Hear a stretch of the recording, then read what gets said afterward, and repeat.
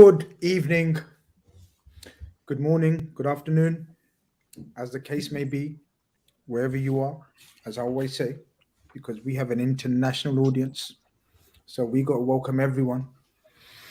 Um, you have you have tuned in to the RedFellas on a Sunday after Liverpool went to Spurs and ended up drawing 2-2. The scoreline suggests it was quite a game. It was quite a game. A lot to get through, a lot of incidents to talk about, a lot of drama. And I thought um, I get the A team in to talk about it. And they have reluctantly, some of them are very emotional. Some of them smashed up doors, some of them smashed up humans, some of them smashed up fridge doors and all sorts. Yeah, it's been a mad Sunday. It's been a manic Sunday. I've literally walked in. I haven't even taken off my hat or my jacket. I was at the Spurs Stadium. Shout out to my brother from Big Six, Toby, who sorted me out some tickets. Sat with him behind enemy lines and witnessed it all. So I'm going to need the help of people that watch the game from their cities and sofas and replays and interviews and reactions. So let's get into it. Of course, joining me is the lads. Lads, I'm not going to introduce you today one by one because I can't really be fucking asked. But so just say a collective hello. Hello. Hey. That's it. Collective hello. That would do today. Avi, man, while I warm up and have some comfort food, just give me an overriding feeling of how you are on a sunny California afternoon in USA. How you feel?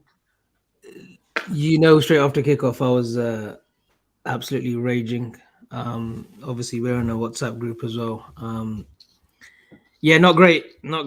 Had time to digest, and I'm still raging, still upset about what happened today. But we'll go into it.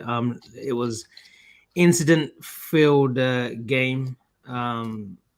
It's a bit of a shocker, and it's one of those hard ones to stomach. Not as bad as the Everton one last season when VAR cost us and Coot cost us the referee, and when Endo scored the winner that should have stood. But it's bordering on that sort of line, Grizz, today. So camp's not it's not a happy camp today. Expected. Evan, is it as sunny where you are? Obviously, you're not far from Avi, and if it's not as sunny, how are you feeling? It's not sunny, and even if it was, I doubt I'd be feeling any better. Feeling pretty defeated. Angry isn't really the right word. More like I feel like I've had my soul like ripped out of my body and like stomped on. You know what I mean? It's just really. I'm feeling really flat, I think is the right word right now. Conroy, I know you're a man that doesn't normally totally lose it. But I think even you was quite emotional today. Oh, yeah, definitely. Actually, ironically, I don't know what it is. Some games are much more calm. I know that the flow of the game, the way it's going to go, even if we concede, don't panic too much. But today I just felt like I was, just lost my head a few times, to be honest. I'm glad it's a 9 p.m. review and not just after the game finished, because I think all kind of clarity, like Avi said, would have went out the window. However, still very annoyed. I think Avi's assessment of the overall feeling is kind of correct, because there's points today that you can look at and take positives from, whereas the Everton game was just complete, like, fume. But if we dial it down, there's a few positives. Listen, it's more negatives, but there's at least a few positives today which kind of help it. But still, overall, mixed feelings. But right now, I just feel gutted. John Thomas wastes a text message by asking me a relevant question to the football. Like, he could have asked such a good question and relevant to football. He says, Grizz, why do you have a cap on at home? I literally just explained. I just walked in. B, it's not a cap. C, it's my home. D, it's my hat. E, I can wear the fuck what I want when I'm at home. Well, the cap looks better than your baldy head, I suppose. So, yeah, fair enough. Strong analysis of the cap. Yeah, well, people, we're not in the mood today, innit? We're not in the mood today. We're gonna get stupid chats. We're gonna bring them up. You know me, I don't hold back. We're gonna get good analysis. Then yeah, man, give us good analysis. We'll talk about it. Big K, you're a very positive guy normally. Yeah. Are you still gonna take some positives out of that? Because as Conroy said, there is some overriding feeling without going into the sort of the hardcore topics that we're gonna try to discuss and cover. How are you feeling generally, brother? You know, keeping up with the brand, you know, overall, I was very proud today. I thought Keeping up with the brand, I like that. Brand, The yeah. top red brand. Top red brand. No, I was exceptionally proud today. I thought the whole circumstances of this That's the weekend. best comment tonight, Keith. You've just made it. You said that. No, you know, and look, Brilliant. this whole weekend's been a strange weekend, and I think, you know, despite all the adversity, I think to come away from Tottenham away, when Manchester City did drop 3 points, never forget that, and come away with the point, you know, there's a lot of positives that we can take from that. But in saying all of that, I think there was a lot of shit on show today, and I'm looking forward to getting involved in it. Let's do this, man. Let's start off with a shit. Or possible. No, we don't want to get into the start of the shit. I want to get into the team lineups for both teams. That was the start of the shit. Yeah, I guess possibly. That's what I said, depending on how we feel about the selection and whatnot. Mr. Blue Chip, both teams' lineups were surprising. From the preview that we had done with the Spurs lads, we were led to believe that everyone's back. They've been training. They should have Højbjerg and Skip in midfield, and everything should be fun in games. Their two main midfielders weren't playing for them, so we have to acknowledge that. We can't just be one-sided and always look at just our selection and our missing players, right? So Højbjerg and Skip were missing for them, but we were missing, without a shadow of a doubt, the major spine, 5 players. So we had Virgil and Matip, Virgil and Fabinho that we knew. Then we're missing Henderson, Thiago as well, and Fabinho, and Fabinho. Fabinho. That's right. So we had to make a few changes. Did you anticipate these changes from Mr. Jurgen Klopp? And did you think they were the right changes at the start? Be honest. I know hindsight, but at the time, was you okay with the lineup? The defense, certainly, you know, you can agree with it because of Van Dijk and because Van Dijk was out, so you knew Robbo, Konate, Matip, and Trent, similar to the Newcastle game. The midfield is where Henderson didn't have COVID, but he had an illness. You know, that's a big miss. The captain, the leader, you know, especially away to a ground like Tottenham where Conte's got the fans on his side right now, you know, and the passion that he brings and the energy that he brings in his teams. There was things, you know, just a side note that I saw Ali running for the first time, you know, today in the season. For the last sort of year and a half, I've seen Dele Alli cover some kilometers. Credit to Conte for that. And then, you text me saying Morton's in. I think it was around 6 a.m. my time, so it must have been 2 p.m. your time. And I was like, no chance. I said, Grizz, I know you've got the lineups right lately, but there's no way Tyler Morton's being chucked in. I thought it would be Milner, Ox, and Keita, just purely because of the experience that those three have. Naby, ideally, I wouldn't have started him, but we had no options, Grizz. His first game back, you know, against a rapturous Spurs support and the Tottenham team. And then Tyler Morton, big call from Jurgen. And you know, I don't think he played badly. I thought he was fine, but it's a big call for a 19-year-old to be thrust into it. You know, a game that ideally we need to win because we need to stay on par with City. That was a massive call, but he had no options. Elliott's injured. Curtis Jones got COVID. Fabinho's out. Thiago's got COVID. It was a depleted midfield. And Milner, who's still coming back into rhythm as well because he's been out as well. So. Yeah, it was far from ideal, that midfield. And the front three, obviously, because they're on form and, you know, Bobby still came back from injury. That spoke for itself. You know, they were always going to pick. Evan, when we were doing our predicted lineups and thinking how we're going to set up, I don't think anyone would have predicted this one. And even if people predicted or knew of the situation with Hendo, people still wouldn't have predicted this one, if you know what I mean. Like Javi says, most would have predicted Ox, Naby, and Milner. Did you think, like Kevin thinks, COVID can't be mentioned with a deep enough squad? Also, we should have Morton. For me, starting was a stupid decision. Evan.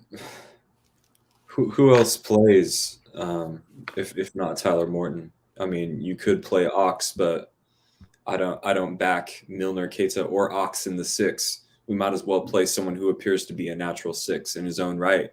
Obviously, he struggles. I'm sure we'll get into that. He has his fair share of struggles in that game, but for me, when you look at who's available, who has COVID, who's sick, who's fit, who's not, the lineup in a way picks itself almost. I think it's just, I think we just need to get used to Tyler Morton. We're maybe not used to his presence yet.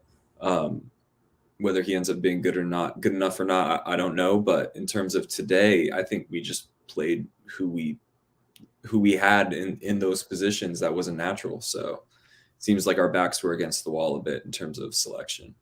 Saying that, Conroy, then, if Evan's suggesting that our backs were against the walls in terms of selection, natural positions in terms of, he doesn't envisage Milner be able to play the 6, or Keita, or Ox, definitely not Ox. Is there anything in your mind that suggests that we should have tried to get this game cancelled? Did that thought come into your thought process in terms of we could have been smarter and done one of those ones? Not for me, Grizz. I think there's certain things that have been happening. I think, to be fair, Eddie Howe, he's been getting a bit of criticism during the week, but he had an interview, I think, earlier in the day, and he says there maybe has to be looked at because basically teams inadvertently are getting advantages because of a lottery, if you know what I mean. And I think Klopp mentioned that in his post-match, which is a fair point. We'll get into that more later. But I think you just have to get on with it, to be honest, guys. We can't sit there and be like, when it affects us, go on about it, when other teams have been, like Thomas Franks has been talking about this for a week and a half. So it'd be very hypocritical for us to go and say it now. I think it's not close to being, we've still got a squad there to compete. I don't know if it's changed, but last time I think if you got 14 squad players, I think that's correct. More than enough to compete with that rule. I don't know if that'll change. But on that front, you just have to get on with it. Yes, you can't be a hypocrite and say, because it's suddenly affecting our free midfielders now. It's unfortunate to say we can't do it. I think you need to just play what you've got. I also agree with Evan. I think it's really interesting that people are very quick to forget what the tweets and the feeling was before the game started with Tyler Morton. It was more encouragement. Like, he's played well at the San Siro, played really well against Porto. And as I say, I know people say he might be an 8. For me, he's a 6. And it's like putting square pegs in round holes. We had a problem with that last year. And I think with Klopp's, I do think that's Klopp's thinking today. Because if you look at free midfielders on paper, of course you're going to play Keita, Ox and Milner ahead of him. But I think it's more that every time we've tried to put someone who's not right naturally or can play a 6, it's caused us problems in other areas. So I understand that. And also following that, I understand why he's playing Milner as well. Because he's straight away I'm thinking he's playing Milner to help nurse Morton through the game. Listen, he's made a big call. It's not worked out, but I understand it completely because before the game I wasn't freaking out or anything like that. Where others might, I was okay with it. Keith, we've spoken about sort of the balance in midfield and certain tweaks in midfield we've made this season. We often talk about we've made our number 8s slightly more wider, slightly more attacking, slightly more forward thinking. I personally felt we should have abandoned that philosophy for today. And the reason why I felt that was because of no Virgil, no Fabinho, no Henderson, no Thiago. I thought, like Stephen Connor, I felt sorry for Morton. He was getting exposed. Midfield was unbalanced. Would have preferred Milner as a 6. We were short of options with Ox further up. I thought Klopp got it wrong. I thought we should have gone with Milner as the 6. Me personally, I know some of you guys not agreeing with that, which is fine, no problem. I think Milner would have been far more experienced. And I think as a result, Morton takes the blame when he shouldn't. I thought it was a set-up thing. I thought it was a strategically wrong thing to do from Jurgen Klopp. And in my humble opinion, Son and Kane in that opening first and half an hour played on that? I would take Tyler Morton completely out of the picture when it comes to assessing what happened today, in my opinion. I have no gripes with how he performed. I thought he performed, you think about such a big game for such a young kid in a completely unbalanced midfield that haven't played since October. These Milner, Keita have not played since October, so they missed about a whole month of football out. You're relying on your midfield as a three to work together when the two of them are still trying to get their fitness back. Then you've got no leadership behind you, realistically. Yes, you have Joel Matip. Yes, you have Konate. But Virgil van Dijk in that back four, we're winning offsides against Spurs every 5 minutes, and we didn't at all. There was times when Konate was too deep. There was times when Matip was too deep. The players were just the line just wasn't there. You rip out the spine, you rip out everything. And I was anticipating a basketball match today. I knew this game played out exactly how I thought it would. Spurs played like a team in the bottom 10 with two great strikers. Simple as that. They looked for that long pass any way they could, and they hit us on the 2v2. Was Klopp naive, as you say, Grizz, to go with this type of starting lineup and try and replicate it? I think he should have tested the 4-2-3-1 and not put Tyler Morton in there. Play Milner and Keita as the two, and actually put Firmino in with Jota, Mane, Salah. Because at the end of the day, Spurs played so many bodies behind. It was a case of even at our depleted, which we were still controlling that game in one sense, but Spurs controlled it in another sense because they always had the 2v2 options. One point I would also like to make in terms of the game flow itself, with the first 30 minutes, like you said, Robertson has to finish. He's a professional footballer. As Conroy always says, you're a professional footballer. That is a free header, no one around you.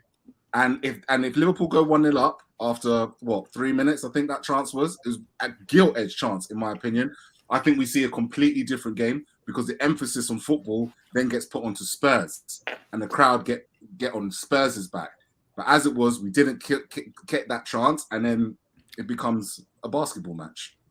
Avi, you made a very good point in the WhatsApp when you was talking about sort of how easily they were getting through us in that opening first half an hour, I'd say, 25 minutes. I actually, from where I was sitting, Keith, I thought that was Jota who missed that header, and so I was fuming because Jota shouldn't miss that. I was going mad, like, how can you miss a chance like that? When I found out it was Robbo, I became Conroy.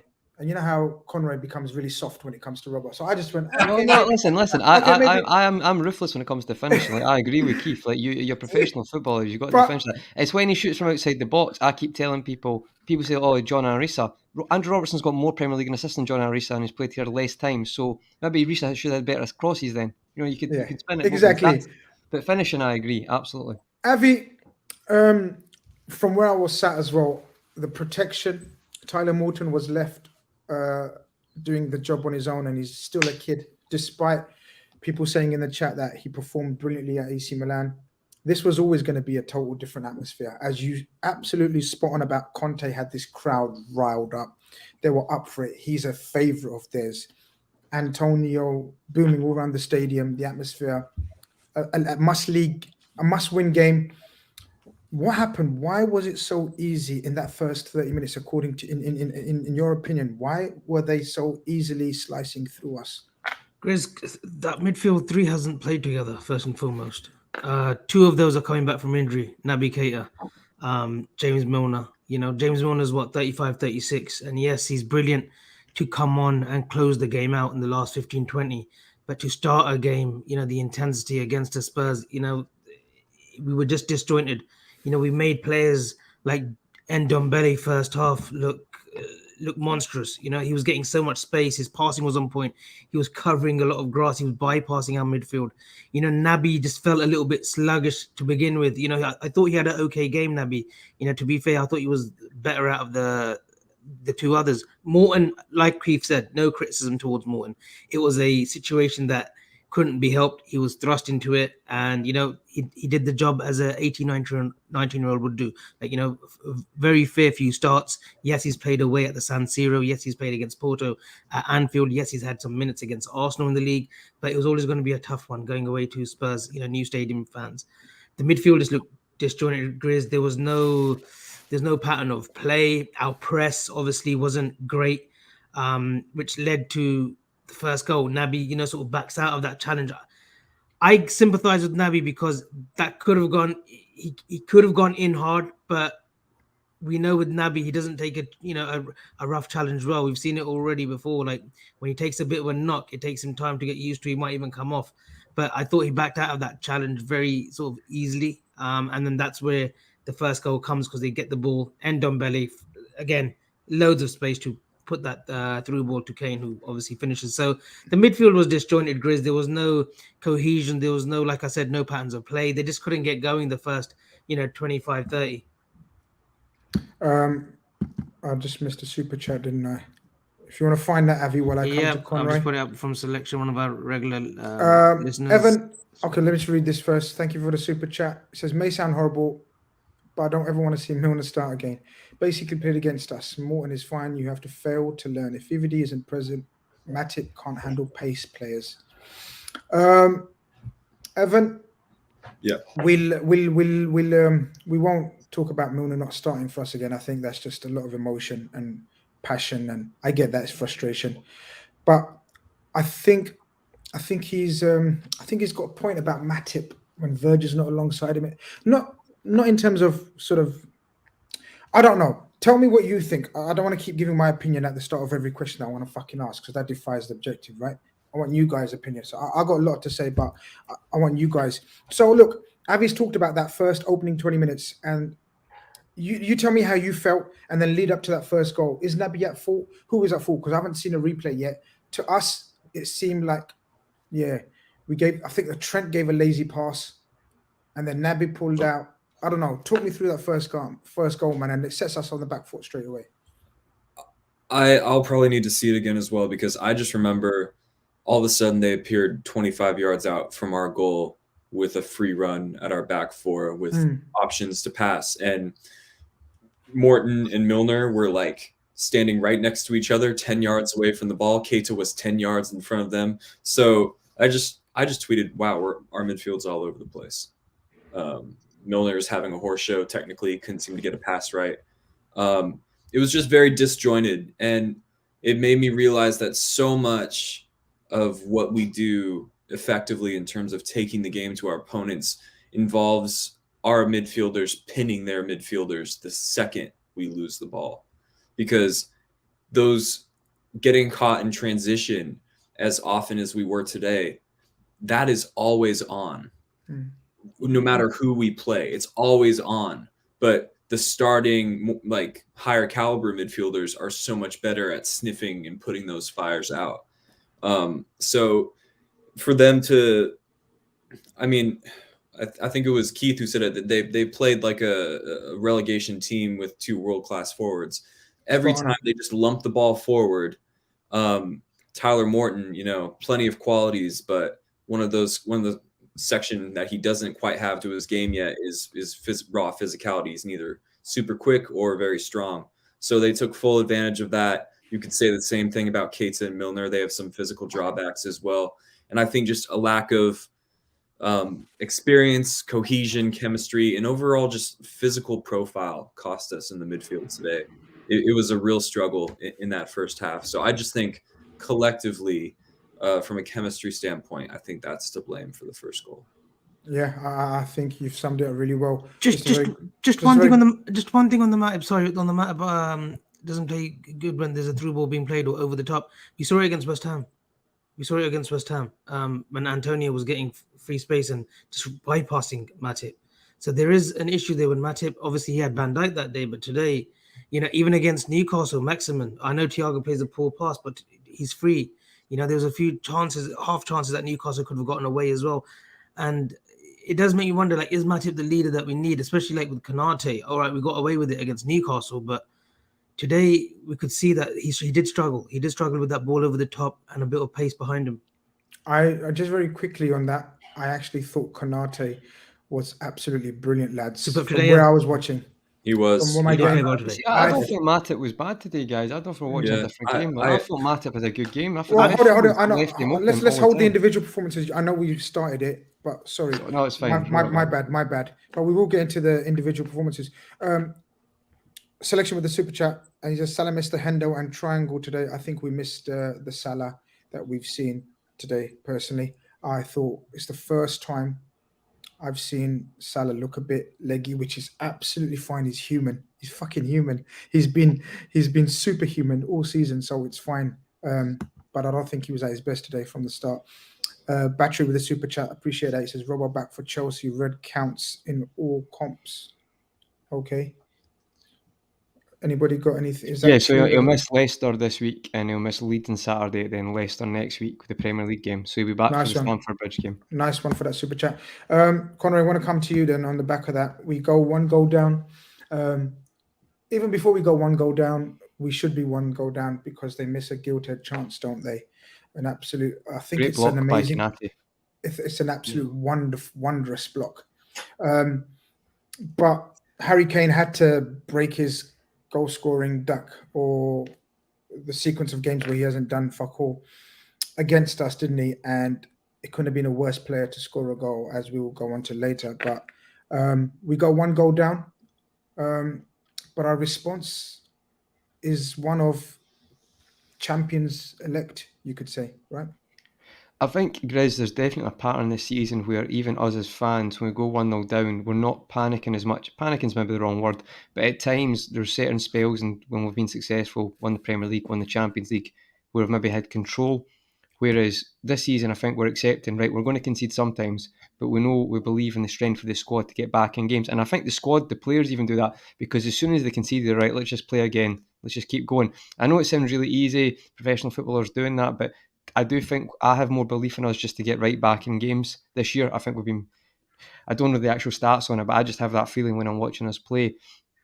And that was the case. I think we started to get to be creating things. I've completely forgot the equaliser off the top of my head. The Jota header. But we actually, before that, we created quite a few chances. I think the left side, and obviously I'm going to say it's because it's Robbo, but genuinely, just on from that thing about not having Hendo on the right-hand side, you could tell with Manny and Robbo, that was the predominant side we're going down, we're getting success, because even before the actual goal that comes, there's a few chances, there's the Robbo header as well, Keith mentioned, so there was success down there. I actually thought our final, similar to the probably could say the Wolves game, our end product wasn't, I didn't think the final third, our decision making was great. I don't know if you guys thought, but just on a note, there's about 3 times from both sides we got in a great position at the edge of the box, and we kept trying to cross the ball in the box when there's 6 people in the box. And like against Everton, there was so much space at the edge of the box, and it was like this in this game because I saw the space, but not one person was making a run like Hendo. And to be fair, our wide players weren't looking for that pass either. Salah had 3 chances when he tried lofting a ball in to Lloris when you've got Dyer and Sanchez. I just thought that's pointless. That decision making's not good enough. And I did feel like if you've got Hendo in the park, he would have saw that, or a Thiago, and occupied that area. So that was what I thought was just in that spell. However, there's a attack. I think we go down. Davis intercepts. Robbo nips in quick, beats the man. Then he kind of does I'd say a lofty cross, puts a bit of backspin on it. He'd say, and I mean, honestly, we're not going to talk about this goal because we drew the game. But Jota, genuinely, it's actually ridiculous now. He genuinely might be one of the best. I say this every week, but he might be one of the best signs ever. That is an unbelievable header that we're just kind of glossing off because the cross is good, right? But it's not an amazing cross. But he's only trying to find him where he is. He just goes back a bit. It's kind of he creates that kind of power that some players struggle with. That Crouch could never create power up the header. Yeah, and although Robbo did well, I thought Mane does well initially. Robbo, sorry, just to come in this, but Robbo gets the ball, and I thought he put in a beautiful cross. It was like it wasn't a dink of a cross, but it was enough sort of for light. It was the only way he could find him, Abby. Yeah, so he couldn't have played it with pace. Yeah, and then he gets these muscles out and just hits it in, and he has a great chance in the second half, which was an unbelievable header, which just went over the bar. But the first goal, I thought to get to leap ahead of Sanchez and Dyer, it says something as well, and he has a great leap on him. His aerial ability is just, guys, honestly, we need to start talking about. So what is, sorry to interrupt, Grizz, but that's him on, is that him level with Salah? 10 league goals, 11 in all comps. That's crazy. I don't know about you guys, but I got some major Torres vibes from that header. Torres 21 starts. Torres used to get up and generate power like against United at Old Trafford, Devin. The one at Old Trafford, we've done that. Yeah. Sorry, Abby, you said 11 goals in all comps, yeah? 11 in all comps, I think, from 21, yeah. 7 of those are headers. Wow. Brilliant. Selection with another super chat before we go on. It says, I don't think Matip is bad. None of us do. It's just that when players with pace gets over the balls over the top, they know they can do him that way. Matip, Mazzy run. Keith, Harry Kane scores, and the bingo's landed on you on first dibs on this incident. So take it away. So Harry Kane scores a goal, and the crowd goes wild because it's their Lord, Savior, King, President, Chairman, everything all rolled into one. Harry Kane. He's very emotionally charged. He's running around frantically, passionately. He knows he's fucking scored with his. I think is that his first goal, lads, of the season in the league. Second or third, I think. First at home, I think. In the league. First at home. So he's fair play to him. He's going to be excited and everything. He goes up for a ball where Konate and someone else sandwich him in a header. He thinks he should get a free kick. It's not a free kick. He's just been bullied. The sport brat. He's been bullied, and then he chases it. And you know when players feel like that, adrenaline, power, crowd, everything behind you, he goes into Robertson, which can only be described as a horrendous tackle that would have snapped Robertson's leg in half if he didn't jump out. Just put it up there, Grizz. Just put it up there for you guys. Just for those that might have missed it, and you, Grizz, because you obviously watched it on. Thanks. You watched it live. But just Keith, you've got first dibs, my friend.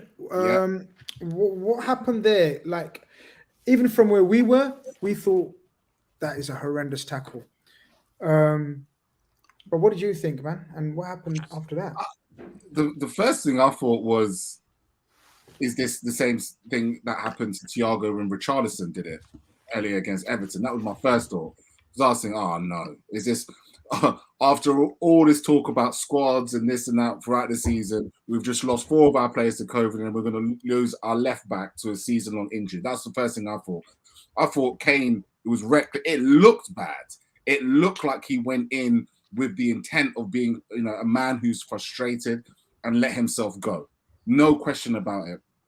And, you cannot, something about today screamed of the Barclaycard Premiership wanting to make sure that it has as much action and drama as possible to keep people watching as they cancel games left, right, and centre. Call it a conspiracy theory, call it what you want. But sometimes I do believe that decisions like that are made to almost cause drama, to cause more eyeballs, more clicks, just to kind of give that, how would I describe it, give them the traffic that they need, because Kane has to go.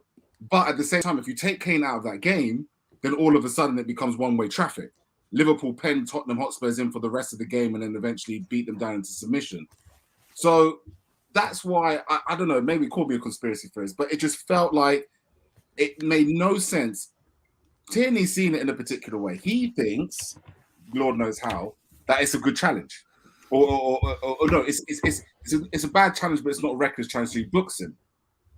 The VAR that's what you're there for. You're there to go to Tiernay's ear and go watch that back again.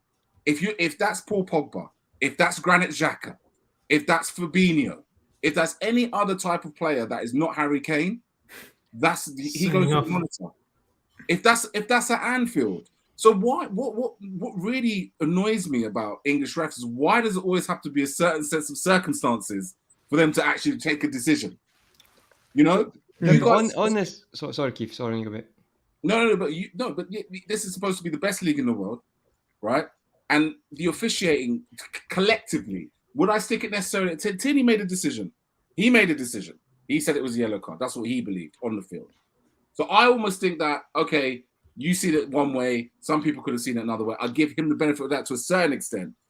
But the fact that VAR is not in his head saying, listen, mate, you need to go into the monitor and have a look at that. If he looks at that, he has the same situation as what happened Robertson later on. He's going to look at it in the slow motions and he's going to send them off. And the entire game changes. So not only do I feel like it was a bad moment collectively for the VAR ref more than Tierney, but I actually think it completely Chris changed. Kavanagh, by the way, Keith. Chris Kavanagh was on VAR today. Yeah. I'm going to give all of you lot a say on this because obviously it was one of the major talking points. Just a couple of super chats to get out of the way before. I'm not going to disregard your opinions, guys. Just give me 2 seconds. So Rahilullah with a generous super chat. Appreciate that, brother. He says, Proper fab cover should be priority now. Ibu Nabi Sadio was sick today. Need to stay within 3 points of City. This team needs at least a cup this year. Beat Leicester and Leeds, and we will kick on again. I think Keith alluded to the fact that he thinks it's the most vital position. And I think a few of us agree actually on that. I think Avi said that in the summer, that's the one position we do need energy and legs. Dinesh Karai says, thank you for the super. English tax on players. Harry Kane is England captain. Ref, don't send England captain off. Avi, I'm going to come to you because I know you was very passionate about this situation. What I will just very quickly say, and then over to you guys, take it one by one. What I will say is decisions like that from referees can happen. We've all seen it before, where the referee thinks, oh, that's a tasty one, and then just pulls out a yellow card to calm the game down. Its first 20 minutes, highly intense atmosphere, everything, home crowd, not the passionate home crowd to back the decision for a red card, if you know what I mean. It just goes quiet because they know it's a bad tackle. We've seen decisions like that.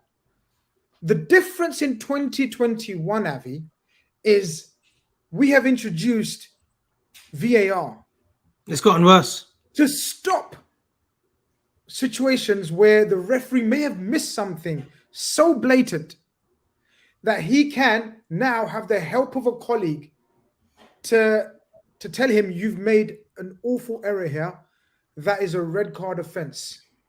That's where my frustration lies. So look, at that stage, I think Paul Tiernay is having a wank game, but I'm not going mad because those kind of decisions can happen, right? He can give a yellow card. But the fact that after that, who was the guy, Conroy, you said? Chris Kavanagh. After that, if we believe that there's someone with fucking eyes looking at that and saying you haven't made an awful error here, what's the point, have you?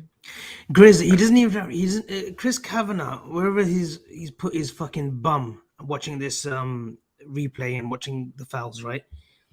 He doesn't even have to say to, oh, and he's gone. He's gone. That's fine. Probably best actually that Grizz is gone for a while. I'll keep going. Sorry, I'm intrigued, mate. I'm intrigued. It's not so much that Chris Kavanagh's got to go back to Paul Tiernay and say, it's not so much that he's got to go back to Paul Tiernay and say you've made a mistake here. It's listen, we just think you should review this decision because you've seen it at real time. You've just seen it at real time. No, he could hold just tight, say, Conroy. I know you want to jump in. Hold tight. He could just say you've seen it at real time. Go to the screen and view it. If he wants to just be partial, or the right decision was, Paul, I think you've made an error here because this is studs up and he's caught him really bad. I think you need to review this decision. Okay. Now, just quickly, Grizz, because I'll need about 2 minutes on this. Okay. This was a challenge at Old Trafford earlier on. Pogba on Naby Keita around the 70th minute, maybe even the 65th. Yeah, it was 5-0 at the time. Yeah, it was. I think Avi away. Avi? I think he'll be back there now, but he's got the picture on the screen. That was a red card. That one after the VAR review. I remember that. I think he's back. Here we go. Guys, are we still here? Yeah, you're here. No, it's good. Yeah, sorry. Yeah, sorry about that, guys. No, sorry. Challenge. Yeah, Pogba given a straight red. Okay, after the initial review, the referee was told to look at the screen and he gave the red. All right, so I'll just take this away now. Remind me, guys, that was also given a yellow initially, right? Initially, Grizz, yeah, you're right. And then he was told to look at it again, right? So he gets he rescinds it and gives him a red card. So what is going on in football right now that Paul Tiernay thought it was a yellow and Chris Kavanagh backs his decision? Now, not only that, I tell you, this is where I get frustrated by our players as well. That Kane challenge, the way Robbo's very clever the way he goes down in previous games when he gets fouled. But for him to stay down and clutch his leg, and you know that tells you that it's a nasty foul or it's a bad challenge. None of our players back that up, and I get frustrated like this, and especially with Liverpool Football Club, our players aren't clever enough to go to the ref and harry him and say, "Listen, you need to look at that." None of our players did. They never hounded the referee, and they say, "Oh, you can't do it. The professionalism, you can't hound the referee." You can. We've seen previous games, and especially again, every top team in does world football, every top team that has won the league, every top European team around the world, anywhere you go, does it. Yeah. Check it out and does it. And I bet you any money, as fair as Jordan Henderson is, if he's captain of Liverpool today and he sees that challenge, he's going straight to the referee, regardless of whether Harry Kane is his mate at England or not mate, whether he's the vice captain or not. Right. And just a quick last point, and we'll let Conroy come into this. 2017-18, John Moss takes over, he takes charge of a Liverpool game against Spurs, which ends, funnily enough, in a 2-2 as well. We all saw that Kane penalty decision given when it was an absolute shamble because he wanted help on the VAR. Well, we're in 2021. You've got the fucking help. So why are you not using that technology that's right in front of you? And the only back thing to this is the players, the Liverpool players. You've got to get together, lads. You've seen Robbo go down. It is a nasty challenge. So why are we not telling Tiernay to go and look at it? Go and look at it. We only see Jürgen Make Klopp. a big hoo-ha. You have to make a big hoo-ha. When you come up against not only a resurgent Spurs now, because under Conte, the crowd and everything, and inept officials, you have to raise your shithousery, your nastiness as well. You have to raise everything else to match that. You, especially if you've got major players missing, your fucking backs are against the wall as well.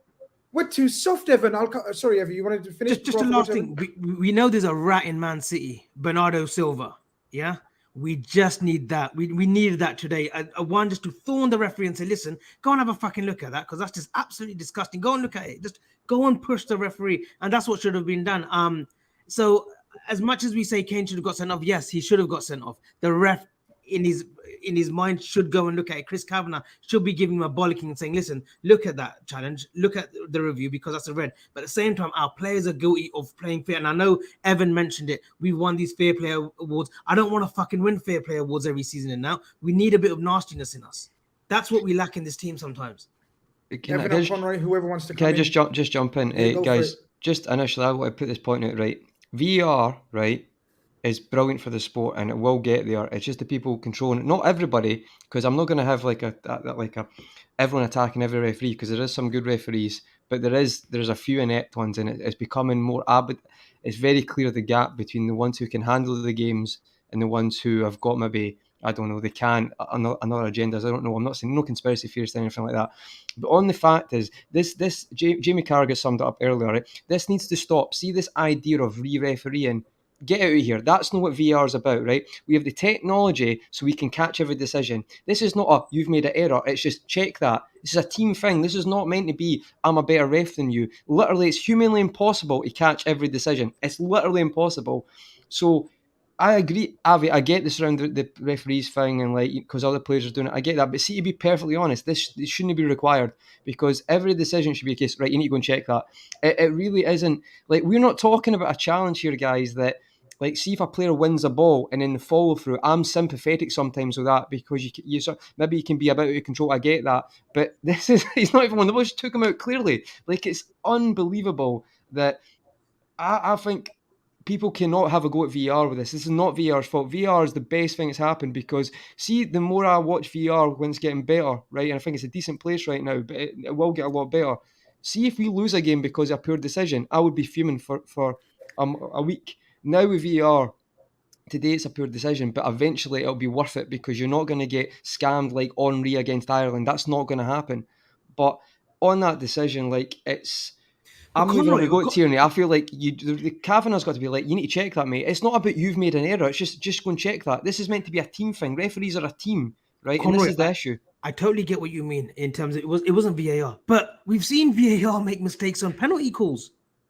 Yeah, no, but what I'm saying is it seems to be this re-refereeing thing. Like, people need to stop saying let the referees ref. That's not football anymore. Football is about making sure you get the correct decision. So let's all just accept that. So it shouldn't be Chris Kavanagh saying, oh, sorry, Paul, you've made an error there. Just say, let's, Paul, you need to check that. You missed that. It's simple. It's not rocket science. It really isn't rocket science because how was that? There was only Robbo was the only time he checked the screen today. That was the only time. Yeah. So if he checked the Kane one, that would only be 2 incidents. It's not like he's having to check the screen 10 times a game like last year. So there has been improvements in that. I just think sometimes, for me, there's good referees in England. There really is some good referees who have a good rapport with the players. Even watch the interviews are good, and there seems to be the same characters all the time who I'd never really see. Listen, Michael Oliver can have a bad game, but I never see this consistently. Michael Oliver, everyone's going to have a bad game now again. There seems to be your David Coots, your Atwell, Atwell's last week, and your Tiernay. It just seems to be a reoccurring theme.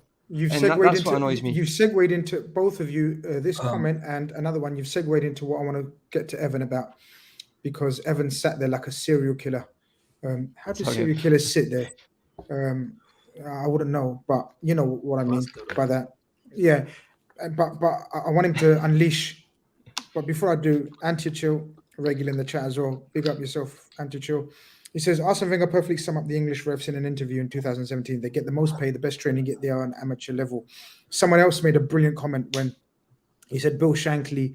In fact, someone in my WhatsApp said Bill Shankly and referees in 1970. He said the problem with referees is that they know the rules, but they don't know football.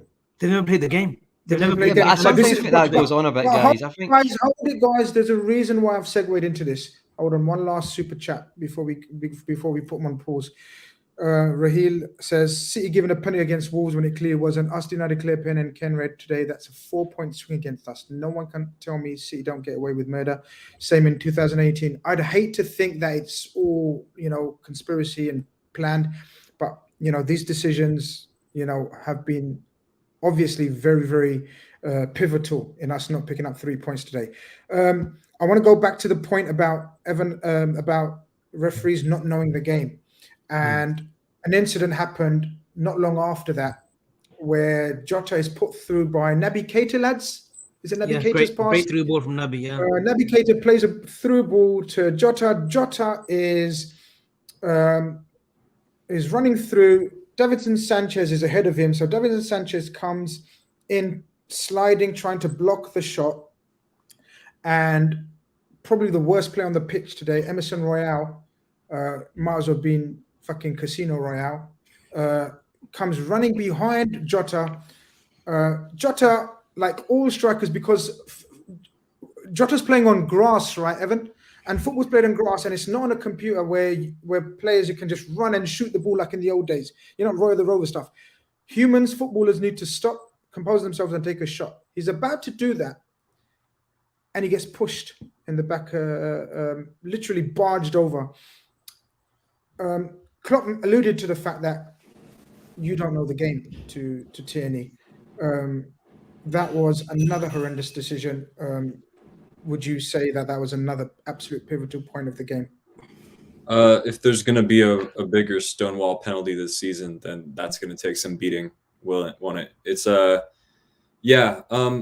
I think Klopp's spot on when he goes to Tiernay after the game and says, you don't know the game, or when at halftime, whenever he talked to him. And I again, like the Kane incident, I can't for the life of me figure out why it's not given in real time. And after a VAR review, it's again not given, and Tiernay doesn't even go to the monitor. So it's really concerning. I can't believe that Tiernay seems to think that Jota is inviting the contact, because sometimes you see players, they're being pursued and they come to a complete stop like really quickly and they get rear-ended. See, I understand that. But in this case, Jota, if he knows Emerson Royale is behind him, he's doing a really good job at disguising it, because I don't think Jota is aware of anyone else except Sanchez who's trying. That's my point. That is exactly my point. Because Sanchez is coming through to block it. He has no idea Casino Royale is coming behind him. He has no idea the Royale with cheese is coming behind him to wipe him out. So it's and it's as clear as penalties get. He's cocking back to shoot, doesn't get his shot off. But Evan, did he force his left arm, Evan? Did he instigate his left arm to hit him? Just on this, and I'm fucking swearing today, but just back onto this, Evan. Chris Kavanagh doesn't even say go. Look, okay, they review it, but they say it's fine. It's an open challenge. It's fine. There is no foul there. What's going on? Abby, it's as simple as what you just said. What's going on? Here's my big deal, and this is my biggest problem with the way refereeing and VAR and the protocol is done in the Premier League right now. There's such a lack of transparency around it.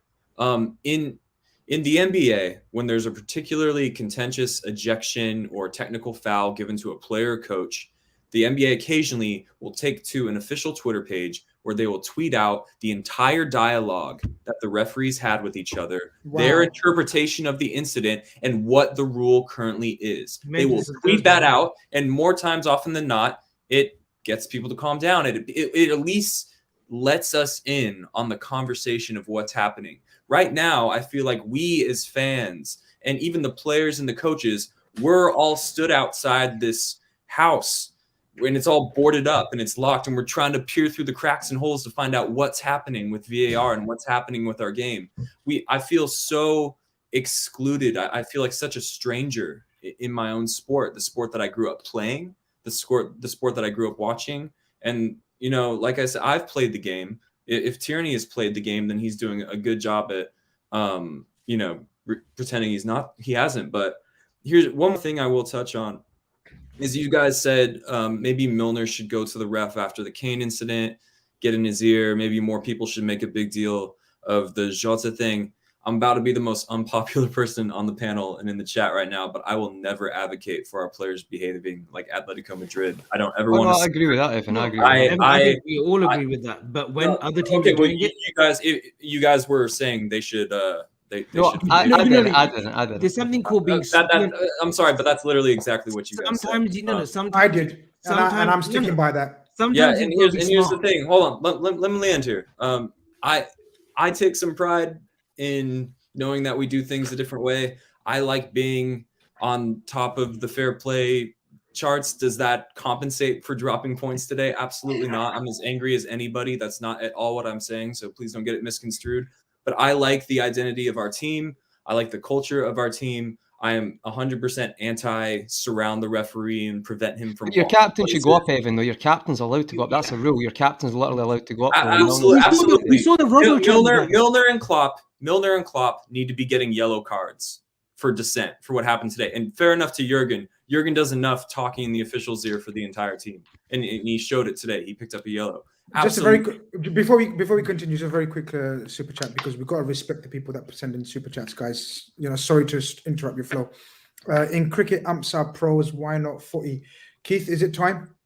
You alluded to the fact that we've got the best players, the highest wages, everything's fucking fantastic. Give them another job route. That's what we'll do in the finish. Premier League is fantastic, but we've got the shittest officiating.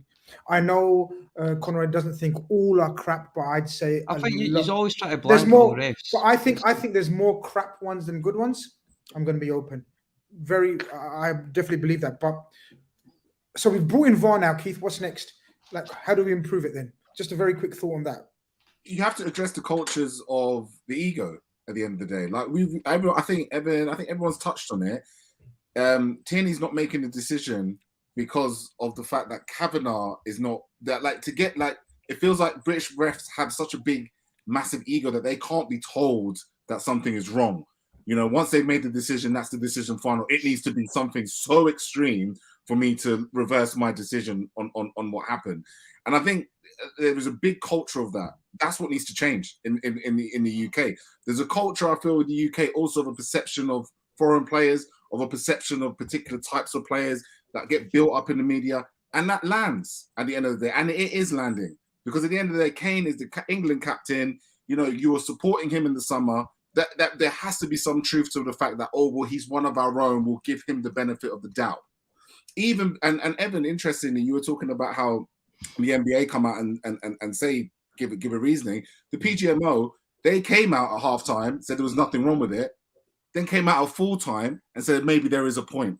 Maybe he should have been sent off. See, Keith, I know that occasionally we will hear that from PGMOL, but specifically what I like about what the NBA does is they put it in writing and then they put it on the internet, and it's an entire, like, detailed down to the last word transcript of what the refs said to each other. Like, referee A said to referee B this, and so it's extremely detailed, and I would like that level of detail from the Premier League. But Britain is, you know, like, culturally, Britain is very much like do as I say, not as I do type of attitude. It's a cultural thing. You know, when someone's in charge, when someone's doing this, like, their decision is final, their rule is final.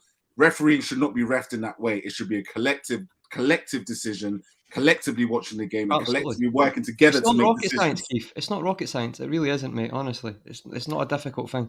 Battery suggests foreign time for foreign refs. Maybe will they understand the culture? And Avi, they is got there? Jared Gillette in as well from Australia, so it's not like We they're should have looking done to this improve when and stuff. We should have done this. Sorry, Conroy. We should have done this when Pierluigi Collina retired. So he retired early in Italy, but he could have had another 3 years in the Premiership. They should have invited him. They should have invited him to referee. Mark Clattenburg's gone to Qatar to be, I think, a governing body there for refereeing and officiating. So why can't we get foreign referees? Why can't we get the best of the best? We self-proclaim that we are the best league in the world. Well, I'm sorry, but we don't have the best Do you officiating. watch European leagues every week though? See, this is what I would say. See the British game, the way we're playing, it's more like physical at times than that, right? You do not take into consideration that other leagues though can be much softer, much more stop and start. And I agree, by the way, I think there is an issue. I think Mike Riley at the top is one of the issues. Is Mike Riley, isn't it?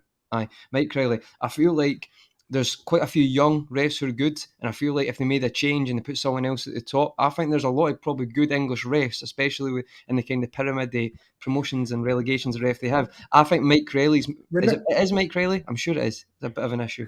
we're not going to talk about this right now, but just put that in your data bank, memory bank, Conroy, and we'll come back to it later. No, don't worry. But it surprises me, Grizz, that ex-players don't take that challenge on to become referees. Yeah, but Avi, that's given another job away from people who are not involved in football. So I think that's unfair to people. But Conroy, It's the like- people that haven't played football in their life, like Paul Tiernay, was not a professional footballer. who's the referee in who's the German ref who done the World Cup final there, right? Brilliant ref.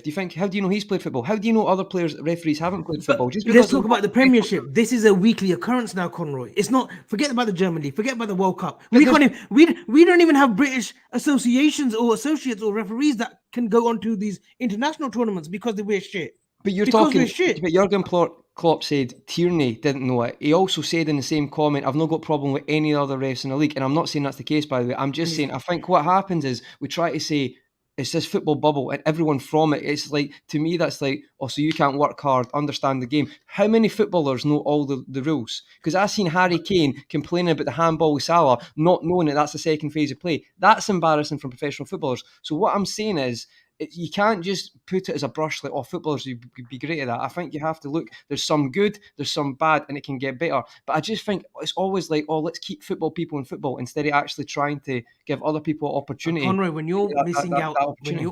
when you're missing out easy details like the Jota penalty, like the Kane challenge today. Okay, but what they should do is have a mix. Then I'm not saying look, like finish off all the referees that have never played football and don't have them back in the game. Michael Oliver's a great referee. I thought Clattenburg was good. You know, back in the day, Look how much Clattenburg got criticism. Clattenburg got for literally doing a Champions League final, and we ridiculed him. So how is that fair then? You got a top standard and ridicule him. But for me, there's referees like Clattenburg who I think are good. You know, we had referees back in the day who did a good job. Okay, we talk about European referees, you know, the Pierluigi Collinas. But right now, this game, it probably needs ex-players who have played football at the highest level. I'm not saying that the Jamie Carragher's or anything, but like players who've played at the Premiership to become referees or advisors. Why don't they take control? Okay, if they don't want to be on the pitch, if they don't want to referee on the pitch, let them get behind VAR then at Stockley Park. Let them get behind the technology. There is a panel already with VAR, I think, there is one footballer involved in the panel, so it's like a footballer, a ref, and someone else when they review at the PGMOL. So I do think they've looked at that backstage. I'm about to let Evan go whilst Conroy and Avi calm down a bit before we get into the game. I'm going to let Evan go very quickly right next. Battery again with the super chat. He says these refs seriously have an ego issue. I have video on Coot still trying to justify VVD Pickford incident, and some of the things they're saying is shocking. And that comes back to sort of the whole, what I think Evan, you was talking about in terms of justifying and explaining and seeing what their mindset was and what thought process or what process they followed, right? Yeah. But Evan, I'll let you finish. I know you wanted to come in with something, so yeah, go ahead. So just on what you said about that last super chat got me thinking. I think for too long, English refereeing specifically has existed in this shroud of enigma, in like mystery. Like the easiest way I could put it is that I should not have been watching Premier League football this long to not know what Mike Dean's voice sounds like. You know what I mean? He should have to like go on camera or at least put it in writing, like what's being said. Like, here's the thing, I don't feel like I know these refs. All I know them is by their decisions. And here's the thing, I don't need to know where they live. I don't need to know what they had for breakfast. But what I'm trying to say is we need to see them as human in the sense that they need to go up there and explain things. And for me, that's so important in breaking down that barricaded window and making it transparent. Like it's gotten to a point of such toxicity that I think it's necessary. And based on what Abby was saying, like we need pro players to be refs. I'm actually going to disagree with that because I think that there's I think pro players come with an insane level of biases and things like that based on their personal experiences. I don't want people refereeing the game that have been professional players. For me personally, I think that's counterintuitive to creating an entirely objective refereeing experience. Tiernay needs to understand how contact works in the way that Klopp was saying to him. He doesn't understand it in that sense. But just based on some of the things I hear ex-pros saying and doing about, the various happenings in football, I would sort of be anti, let's make sure everyone has played a certain amount of years professionally before they can be a referee at the highest level. I personally don't think that's necessary. Paul Merson didn't even know the goalkeeper handball rule last week. That's all I'm saying, right? That's all I'm saying. There's levels. I mean, Paul Merson, now we're getting sort of, there's levels. But Right? no, but what I'm saying is some footballers play the game and don't even know the rules, right? So that's all I'm saying. I agree with I think someone's taking a shot at me being American. No offense, Evans, how's the ref in the MLS? I don't watch the MLS. So you tell me. No, we ignore. I don't watch the MLS. Yeah, but also Jared Gillette from Australia is now refereeing in the Premier League, so it's not like you can say like, and he's done it well. He's done reasonably, but I think he'll be a good ref as well. Keith, it's good Abby's on mute because I want to stop this section now because we could talk about sort of the referees and the situation today and everything all night, but. Just one thing, and this is not about the referee. It's back to Evan's point. I'm going to come at you, my fellow American. But you said that you don't like when players hound like Atletico Madrid. There's ways of hounding the referee. Yeah, there's a mature way of doing it, and there's a doggish way of doing it, like the Atletico players do. What's the mature way to do it? You look at the Robertson sending off. Look at the Spurs players. They ran straight to the ref and say, "Go on, look at it." It influences a decision, whether we like it or not. It does influence decisions, guys. That's what I was trying to get at. Like, there's ways of doing it smartly. Like Henderson today, if he's on that pitch, Evan, he would have definitely asked the question. So I disagree with you, but I agree with... You can disagree with who you want. That's fine. No, I disagree with there's a right way and a wrong way of doing it. I think the only way to do it is you got to have that element in you. You got to have that element in your makeup. So I don't think there's you described it as a doggish way of doing it and a Atletico type way of doing it. No, it's against the sporting... It's against... Whereas when Atletico Madrid do it, it's actually detrimental to them because they get yellow cards themselves for the way they hound the referee. There's ways of smartly doing it. United were great at it during Fergie's years. Of course, no. The point I'm going to try to make, and I made earlier, is I haven't known a successful team that didn't somehow get into the brains. I won't say intimidate, bully. I won't say harass. That somehow didn't try to influence a referee. I can name one. It's us. You're gonna say Liverpool? It's I us. I disagree. I think Henderson, Milner, absolutely Robertson. Yeah, Robertson. Robertson was on the ground today. We're very good at doing it. Even in the season that we've done it, Klopp. We forget Klopp. Klopp is the most animated on the sidelines. There is ways of doing it. If we're going to sit there, Evan, if we're going to sit there and just watch the game and let the referee sit there, it doesn't work like that as well, my friend. You have to be the ultimate football team, and to reach the levels of ultimate football team that you're asking a team to be and be angelic, it doesn't exist in real life football. Again, I'm not asking us not to be passionate. I'm not asking us not to be upset. I'm just saying if your barometer for what you want is Klopp hounding the referees and us talking to the referees, I would argue that I saw those things today. I saw Klopp get a yellow for dissent. Here's Allier calling me soft for the 5th show in a row. Thanks, man. Nice talking to you. I would say I saw those things today. And guys, I'm not trying to create some part of some feeling in the sport where we can't talk to the refs, and I'm all for holding the refs accountable. Like I said, the refs being more transparent to us as fans and players and coaches starts with that first conversation after a contentious call.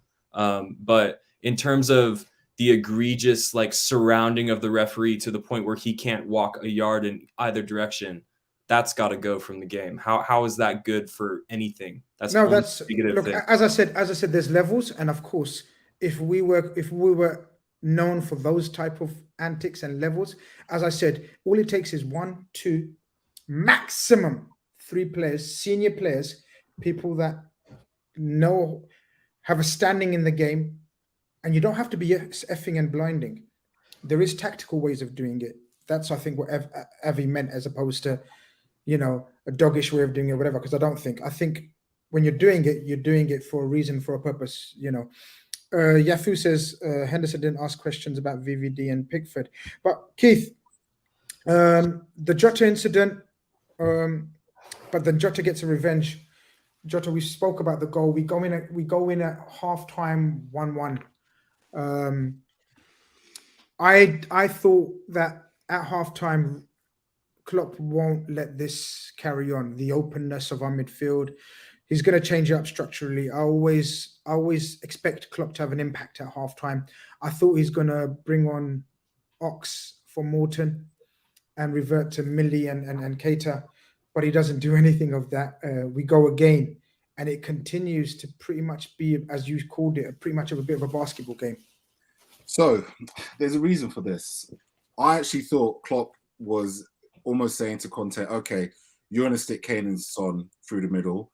I'm going to basically stick Robertson and Trent as high as possible, and we're going to see who cracks first. That's how I felt the whole game went.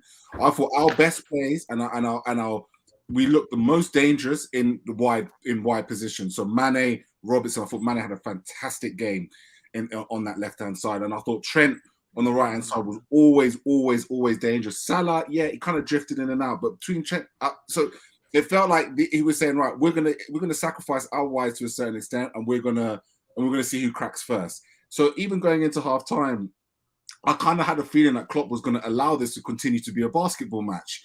And again, he came in with the risk of saying, listen, I'm not going to ask Trent and Robbo to drop back and make it 4v2. I'm going to continue to make it a 2v2 football match and see what happens. And we almost get killed for it. Pretty much, I think that's before our second. It's the big Dele Alli chance, I believe. That, again, it's just almost like a ball straight over the top. And next thing you know, it's literally Alisson and Ali who blinks first. And I thought it was probably one of the best saves of the season. It was an absolutely phenomenal save. The fact that Ali gets his hand to that was just incredible. But why Klopp not shoring things up a little bit more, and by playing that risk, he starts to ask Alisson to effectively be a sweeping centre-back. And Alisson starts doing that more and more as the game goes on. He comes off his line more. He's trying to win the ball more, because at the end of the day, look, Morton, bless him, he's not keeping up with the pace of the game. Milner and Keita, you talk about positioning, even for the first goal, Milner is standing behind Tyler Morton like this. So their positioning in terms of covering Trent and Robertson is non-existent. So Alisson is having to come out more and more and having to win these kind of last gasp headers. And I think it's funny, in a weird way, by Klopp not shoring it up, it eventually leads to our downfall later on in the game. But I thought at the time, Klopp was basically playing roulette, and he was seeing who would blink first. And he was right. So, Avi, that's Keith's opinion on terms of Klopp went brave, went gung-ho, didn't change anything, believed in the formation he was believing in. I think he slightly brought in Milner and Keita for the second half, narrowed it up slightly. But overall, did you see any difference in that opening 25 minutes of the second half? Because it was anyone's game by then. Of course, it was only 1-1, but it was anyone's game in terms of there wasn't any team dominating and controlling proceedings. We had majority of the possession, but yet they looked dangerous every time they countered us, right? Still. They did look dangerous, and I think again that comes down to the weakness in midfield that we had. I was surprised that he didn't make a change in the second half, and I know he's very reluctant to do that, and he trusts his team, and he would have given them a pep talk at halftime. But I thought maybe he would have brought on Ox instead of a Tyler Morton. I didn't agree with the Bobby change later on in the second half, but I thought he might have brought in Ox because Dombele's legs, Ali's legs, even though they did well, I thought they were waning, and then when you've got someone like Oxlade coming in, with his energy, I thought he could have come in at the right moment and then just tucked Milner and Naby in there and just let Ox be a little bit more progressive, but still doing what Ox has been doing the last few games. He hasn't been like gung-ho Ox that we've been accustomed to. He's been more of a disciplined Ox. So I thought that Ox change, I thought Ox would have been, but he must have not deemed him fit enough, or he had a big game on Thursday against Newcastle that he didn't trust him, or he thought, what, he's probably not got it to come on. And he makes that change with Bobby, which I didn't agree with because I didn't think Bobby hold that thought, because a few things happened before that. So, Evan, I kind of agree that Ox, I thought, would have been the obvious substitution at that stage, but he decides to go again.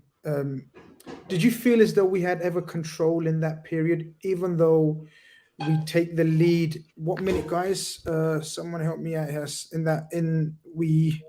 What minute? 69th minute, Grizz. 69th minute. So 20 minutes of pretty much similar to the first half, Evan, and then we take the lead. So like Keith says, maybe he was justified in taking that approach in that second half because we take the lead, right? Yeah, I just feel like the whole philosophy going into the game was it's going to be rough. Let's try to ride it out and just have as much semblances of normalcy as possible. I'm totally fine with us playing the high line like we usually do, pressing like we usually do. If we know, we've known Klopp for a while now, and we have a pretty good understanding of him. We know that he's probably the most pragmatic coach in the world in terms of sticking to the formation, sticking to the system. System is king above everybody else. So I'm totally okay with the philosophy going in, regardless of personnel.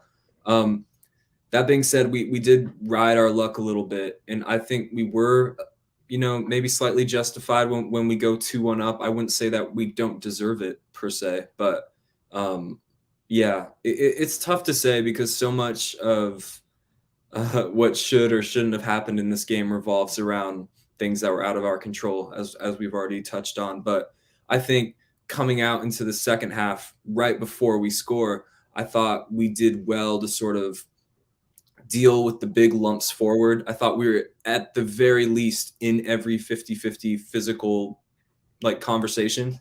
So that was an improvement over the first half where it just seemed like one lump forward and they were on the break. So I thought we did a bit better in the second half to counter that. There was a noticeable improvement. But yeah, I think when we go 2-1 up, it's hard to say that we don't necessarily deserve it, because I thought we did well with the personnel we had to keep their box under siege for most of the game, maybe not in every period. Yeah, I actually agree that we did. We did have we did seem to be physically more adept at handling them in the second half, especially in the first 20-30 minutes of that second half. Selection with the super chat says Spurs almost scored straight from second half kickoff with a straight ball, which was a theme in the first half. Through the middle to game, Klopp probably saved Oxford Tuesday. We take the lead, Evan. Conrad, I beg your pardon. We take the lead, and we think to ourselves, this will be an absolute monstrous 3 points considering everything. And Alisson at that stage, spoiler alert, at that stage was my man of the match. Like, for me, he was man of the match at that stage. But as Keith says, he was being asked to be our sweeper keeper more and more and more. We've often spoke about Alisson having lapses of concentration or sloppiness, or I don't know. Describe it how you want. What did you think of the incident that led to their equaliser? Well, firstly, I'm just going to mention this quickly before, because we're on Alisson. I've got a chance. I've got the floor. We have to talk about how it could have been 3-0 to Tottenham if Alisson's not in that park. Because I'm not being funny. Again, Martin Tyler having a nightmare in commentary says, "Oh, it looks like it's not going in." I don't know what's happened to that guy the last 10 years. But anyway, it's one of the best saves of the season. Yes, he's guessed, but that's because it's great goalkeeping. It's point blank and he's tipped it around the corner. Best save of the season. In the same one, Son goes on one-on-one. He guesses him and he knows he's got to take it round him. Terrible finish by Son, monstrous goalkeeping by Alisson. Reading Son, knows where he's going to go. That's another sitter, right? Then you had, so that was the first half.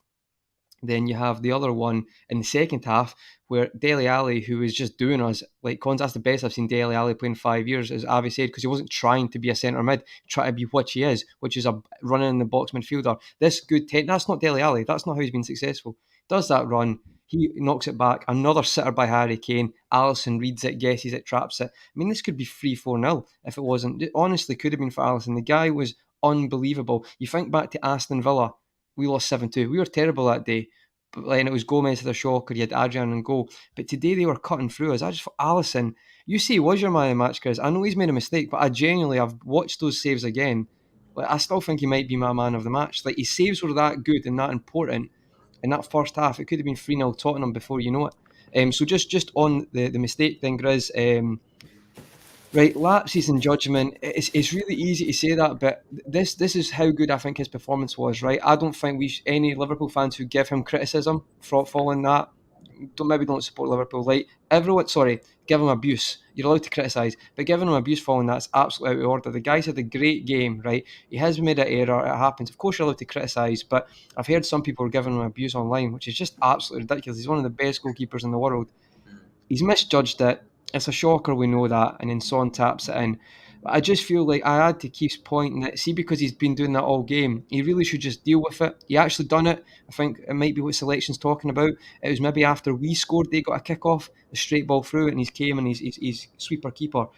He's obviously made a mistake, but the life of a goalkeeper, guys, is you make one mistake, it's a goal most of the time. I mean, like, we could talk about the amount of times our front three miss sitters. That doesn't concede a goal. You know what I mean? It's the life of a keeper, and for me, I still think he still might be my man of the match. That's how good his saves were. It's a bad mistake. He knows that, but I think with Alisson, his mentality is he'll know that and he'll forget about it and then carry on. Keith, Chris, I think Avi was going to add something. I think he's on mute. Chris, just on that, I think with Alisson, and I think we mentioned on Thursday, it's been coming, that mistake. It's been coming because he's been getting away with it as well. He's been getting away with those sort of mistakes where he's coming out and he doesn't know. I think it's just an anticipation level where he's just anticipating or he's mistiming those runs. I mean, today it literally looks as if when he slides, the ball goes through him, and Son's got obviously the clear chance. I think it's just an anticipation thing. And as a goalkeeper, that's one of your biggest traits. That's your biggest skill set that you need. You're anticipating to be on point. And I think maybe he needed today's mistake just to iron out that, sharpen it up a little bit. Sharpen it up. And I know he's got Claudio Taffarel, but if you remember Taffarel as a goalkeeper back in the 90s, Grizz will definitely remember. He was very reactant. He was always coming out from as a keeper. He was very rush ho. So I'm just hopefully that they just tweak a few things. But I think that mistake was coming, and unfortunately, it was a big goal that went in from Son today, and it cost us. And it came from Keita as well. Like, I'm not having a go at Keita, right? But Keita's sometimes when he's not fully in sync. We talk about, Avi, you spoke about how good our pressing was against Newcastle. Just unbelievable, years of that. Keita's the one, when he's not in sync, he's like, sometimes he does that. He runs himself. And it's like, why are you running, mate? Just stay there. And then it basically, I think, Skip comes into the space, they pop it round, and then the ball's on. And to be fair to Skip, it is a good ball. Like, it's on, but it's not the easiest pass. Yeah. And that's, you mentioned Keita not being ready to always start because of the situation. That's what I'd maybe add to Keita. He maybe takes a few games to get into the pressing again. And yeah, it's a bad mistake, guys, isn't it? You just can't get away from it. Keith, you was going to come in with something there. Yeah, I mean, look, Grizz, you touched on it and you made a great point. I think a couple of weeks ago when you said, if we take away this part of Alisson's game, then it's not Alisson's game. At the end of the day, it's a risk versus reward situation when he comes off his line. I think when, we are a team built to concede as few chances as possible. And what we tend to forget as fans is that even in the games where we're completely dominant, when we have our major players playing, Ali still has to make maybe 1 or 2 saves to dig us out of a hole. Today, he's having to make 6, 7, 8 saves, which increases the probability that, a mistake or something like that could happen, such as the style of his goalkeeping. And the reality of the situation is we could talk about refereeing decisions and all that type of stuff, but we were 2-1 in the lead. We had the game. We had the game in our hands, and ultimately, within 5 minutes, we completely destroyed it. And again, Ali, Robbo do great things, but in that moment, that it has to go down as a major error. Ramiz Khalil, before I go to Evan, says it's insane that our two best players, one got sent off and one made a mistake, leading to a goal. Mad game. That game should have been postponed, in my opinion, but we move. I agree. They equalised 2-2 with about 15, 20 minutes to go. Avi's back, so I'll go to Avi first. 15, 20 minutes to go. They equalised 2-2. Klopp decides to go absolute gung-ho, makes the change for that sort of enables Salah to go through the middle, Bobby just in behind, Mane to the left, Jota to the right. We play basically a 4-2-4 and really go for it. But before we get a chance to sort of really go for it, Robertson loses his rag.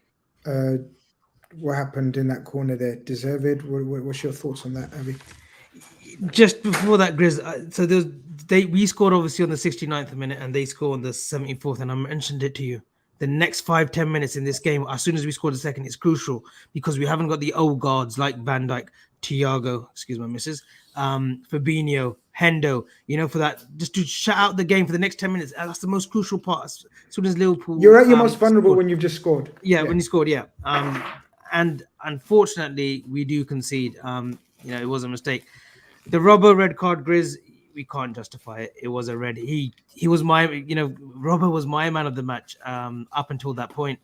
It's, Robbo's got this, he has this thing in him, and we've seen it with the Barca game at home at Anfield when we needed to obviously beat Barca in the Champions League.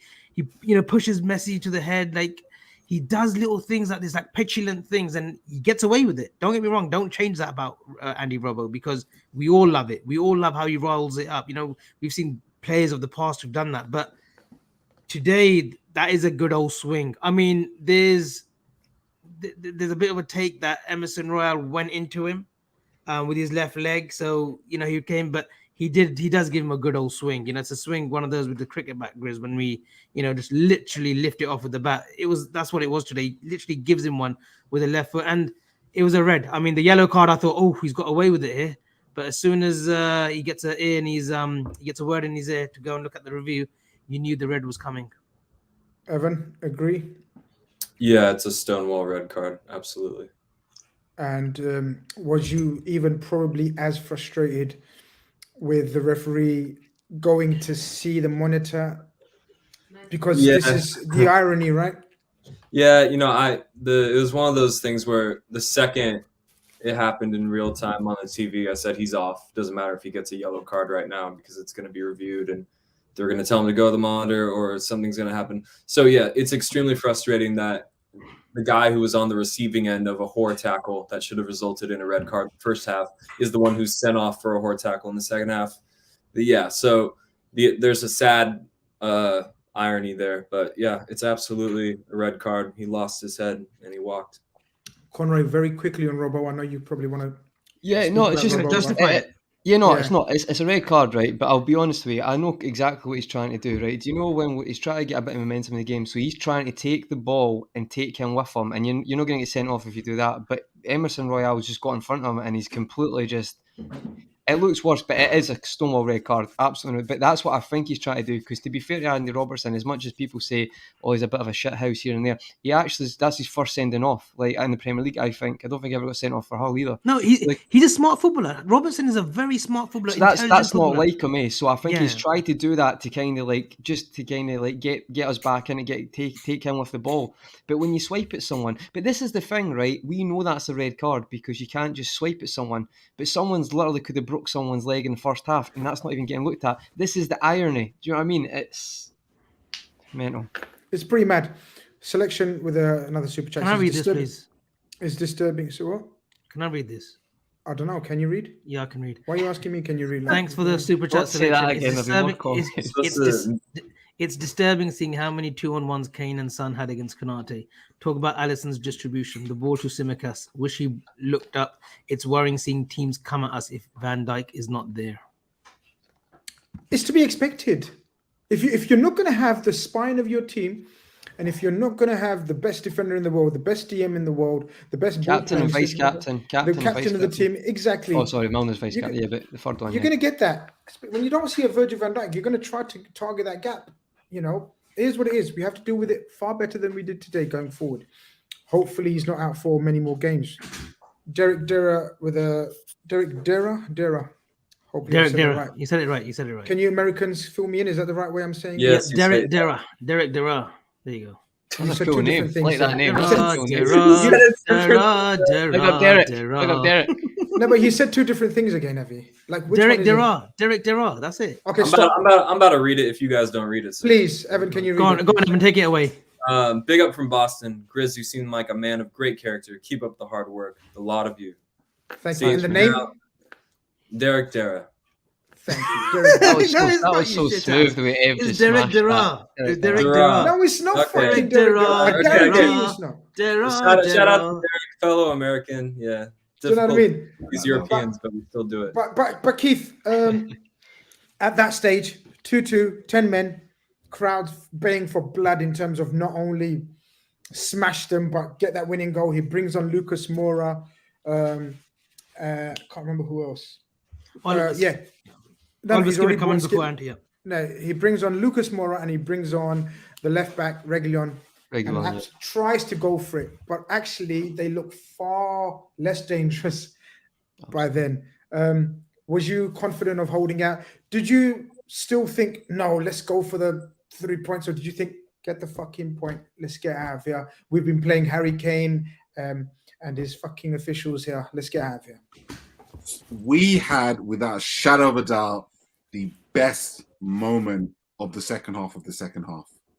Because to for me. all of Alisson's woes with the goal, that pass that he plays to Shimikas was a thing of beauty. Actually ridiculous, Keith. It's ridiculous, that pass. We're used to seeing Van Dijk hitting those pings. Alisson pings it. Shimikas has to let that go first time. Yeah. Shimikas just a little, like literally, you know, football's fine margins. You've never seen a more fine margin. Keith, do you think Kostas could have gone himself to do that? Do you think he could have run across and took a shot? I would have backed stride, right? Sorry? I'm not sure about first time, but he took an extra stride. He could have passed it like a second earlier. Yeah. because you know Mo Salah's getting that ball. Oh, Mo he's going to Salah's score. making that ball. He's probably the most. I would say, Keith, though, Kane's chance is a big chance as well. See, from the corner, that's equivalently a tapping for someone his ability in the second half. Like, he's It's a 2 header, yards isn't out, it? And so, instincts, yeah. you know, it's like easy to look from our side of things, but that's what I was saying about the mixed feelings. Tottenham had a few chances as well, so you can look at both sides. But I think that Kane chance happens before we scored the second. Yeah, you're right. It is, yeah. That's what I'm saying. So when it was 2-2 in that situation, that was the time when I thought, wow, like it could have been Robertson. And someone made a point I saw on Twitter that maybe Robbo does play low and hard that pass, where Shimikas is more Just comfortable with the ball. experience, He isn't it? likes that ball. Big chance. Well, Dean suggests if Tsimikas cuts in, they can't touch him, or it's a pen. He should have gone himself. I don't know if he's fast enough to do that. If I'm being 100% honest. No, he had a head start though, Evan. He had a head start on their right back. You run much slower with the ball than you do without it. That's all I'm saying. But on a bit of a side note, guys, please let me know if I'm crazy or not. But the whole instability in midfield, the theme of that in our season, it's gotten to the point where I would feel more confident with Konate and Nat Phillips, with Thiago and Fabinho starting in front of them, than I would with Van Dijk and Matip and that midfield in front of them that we saw today. It's gotten to that point. And I think I have a sample size of evidence that supports that. Let me know what you guys think. Hey, that's a great point, man. I'm going to take a back seat and let you guys take that, because fucking hell, Evan, that's why you're the sacre god. I'm gonna take a bit of a break. I've got a bit of a sore throat, so let Conroy take this. Okay, so Avi's stuck. Avi hasn't got an answer, so he's got a sore throat now. Get some strepsils, please, because last time they worked on you and you actually started bullying me when you got strepsils. No. So there's obviously something in those strepsils. Conroy, that's a great point. So what you mean, Evan, is what we've done at the end of last season, if we've not got, say, our first choice, or... Because I think today's a hard one to take in, because how many games are you not going to have Henderson, Thiago and Fabinho in a game for the rest of the season? But on that, I would probably agree with you, mate, but I just don't know how many times that will come up, touch wood, in the future. Because I think if you've got a Thiago, Fabinho, you play the same way we play and you're maybe just interchanging one midfielder. But I do get what you're saying, mate. But I just think today is such an exceptional circumstance that I don't know if we'll be able to put our finger on it and say, right, they're 3 games that we're not going to have. But maybe going forward, as you're saying, I don't know, the Leicester one during the week's maybe not the best example, but Leeds and Leicester following that, if it maybe be best to go back to what we done at the end of last season just for those games. I think it's a possibility, mate. It's a suggestion. I think you got to remember we were missing I don't think Curtis Jones and Harvey Elliott too, to come in as well. So I think we will have better cover going into the next sort of few weeks. But yeah, no, I hopefully we don't get to see that midfield again. Yeah. I agree with Evan. For me, Fabinho and Thiago, it's a bit worrying because I feel like when they play, the whole balance of the team is almost perfect. Fabinho, Thiago control game, don't allow things to turn into basketball matches, cover the wingers where necessary, keep the ball ticking over almost like a metronome. They're very, very good at that. Fabinho doesn't get enough credit. Bless Morton today. And, I would have probably been just like Morton at times. When you're in that position, you do hide a little bit in between the gaps of certain players instead of coming out and wanting the ball. And Fabinho and Thiago always want the ball, always looking for the ball to take it out and progress it. So it's a worry because I've always been of the opinion that I don't think anyone's doing Fabinho and Thiago's job. I think there's plenty of people that could do the Henderson job, if I'm honest with you. Elliott, Curtis Jones, Naby Keita, even James Milner, they can all do that role. The fear becomes when you ask them guys to do the Thiago or Fabinho role. And that could be a big story of our season because Thiago has injury issues, caught COVID again, he's going to be out for 14 days.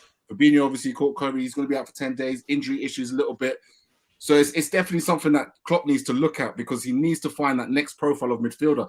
And just to throw that out there, that's why I just don't think a player like Jude Bellingham would necessarily be what we would need right now for that kind of midfield because we don't have replacements for what Thiago and Fabinho do. So, Evan, to your point, I completely agree with you.